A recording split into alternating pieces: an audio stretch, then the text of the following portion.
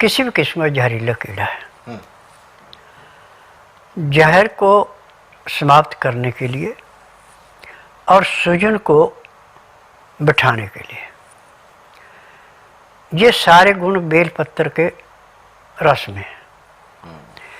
बेलपत्र के पत्ते लाके पीस के उसका रस निकाल लें और रुई भिगो करके उस रस में जहाँ पे आपको डंक मारा वहाँ रख दें। तो जैसे कूड़े करकट के ढेर को माचिस की तिल्ली जला के समाप्त करती है, ऐसे वो डंक गलना शुरू हो जाता है। उसका जहर बेल के पत्ते ख़त्म करते हैं और बेल के पत्तों का रस पीने को दिया जाता है। खून के अंदर जो चला गया उसको वो ख़त्म कर देता है। और जैसे रेते में पानी डालने के रेता पानी को चूस लेता है, ऐसे वो जो रुई आपने रखी है उसके अंदर से बेल के पत्तों का रस हमारी चमड़ी के अंदर चला जाता है। जहाँ तक वो जहर गया वो सारे को समाप्त कर देती है। जैसे आग जला के हम किसी जगह को बिल्कुल साफ करते हैं, उसको कूड़ा कर, ऐसे ये करता है। तो बेल के पत्रों में जो गुण हैं ये बेल के फल से भी ज़्यादा है। अब जैसे मैंने आपको बताया कि जलोदर रोग में कैसे आराम करते हैं, ऐसे हर किस्म के जहर को समाप्त करते हैं। अब जब आपको कहीं पे ऐसी चोट लग गई कि जो हड्डी तक जख्म पहुंच गया और हड्डी भी उस रोग से ग्रसित हो गई, तो बेल की छाल और बेल के पत्तों का रस इसको पीस के लुगदी बना के उस जख्म पे भर दें तो थोड़ी देर के लिए तो आपको चटपटाहट लगेगा, परंतु 15-20 मिनट में वहाँ ऐसे शांति मिलेगी जैसे जलती अग्नि में पानी डाल के अग्नि शांत होती, ऐसे वहाँ तकलीफ नहीं रहेगी। अब जो आपका वो घाव बढ़ता जा रहा था वो घाव भी ऐसे भरेगा जैसे रोड का मजदूर गड्ढा देख के दाएं बाएं से मिट्टी इकट्ठी करके गड्ढे को बंद करते हैं, गाड़ी का जंप बंद हो जाता है, ऐसे जख्म भर जाता है। और जितना मर्जी बड़े से बड़ा जख्म हो बिल्कुल छोटा सा चिन्ह रह जाता है उसका निशान का, बाकी सारी की सारी चमड़ी ओरिजिनल चमड़ी जैसी हो जाती है। ये बेल के अंदर गुण है।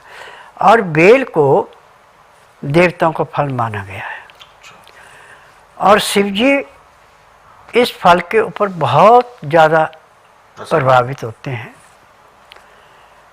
अब हम इसका शिवरात्रि में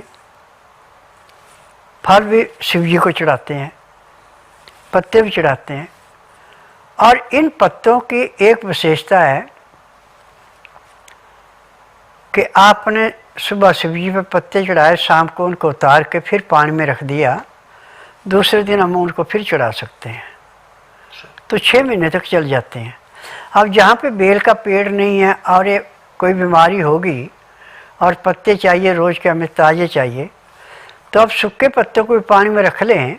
पानी में रखने के आधे पौने घंटे में वो ऐसे हो जाते हैं जैसे पेड़ से तोड़ के अभी लाए। ये बेल के पत्तों के अंदर गुण, और पत्तों में किसी में इतना गुण नहीं है। और जो हरे पत्ते में ताजे में गुण है वही सूखे पत्ते में गुण है। तो क्या गुरु जी, एक बार जैसे कि हमने भगवान को अर्पित कर दिए पत्ते, और क्या उसके बाद उनको हम अपने प्रयोग में भी ला सकते हैं क्या? उनको धो करके अपने प्रयोग में लाइए।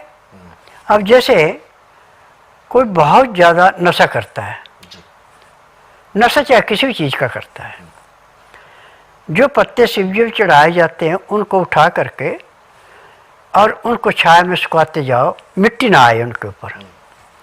अब पीस के उसका पाउडर बना लो।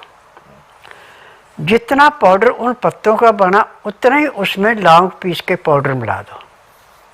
लौंग और बेल के पत्ते 1.5 से 2 ग्राम खुराक खाने के अंदर उस रोग नशेड़ियों को देते जाओ जो नशा करता है।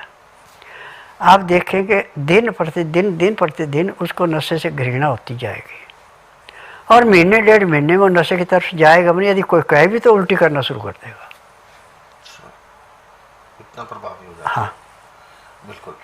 वैसे अभी हम जैसा कि बात कर रहे थे जहरीले कीड़े मकोड़े और इन सब के बारे में, चूँकि उपचार करने में थोड़ी सी देर भी हो सकती है।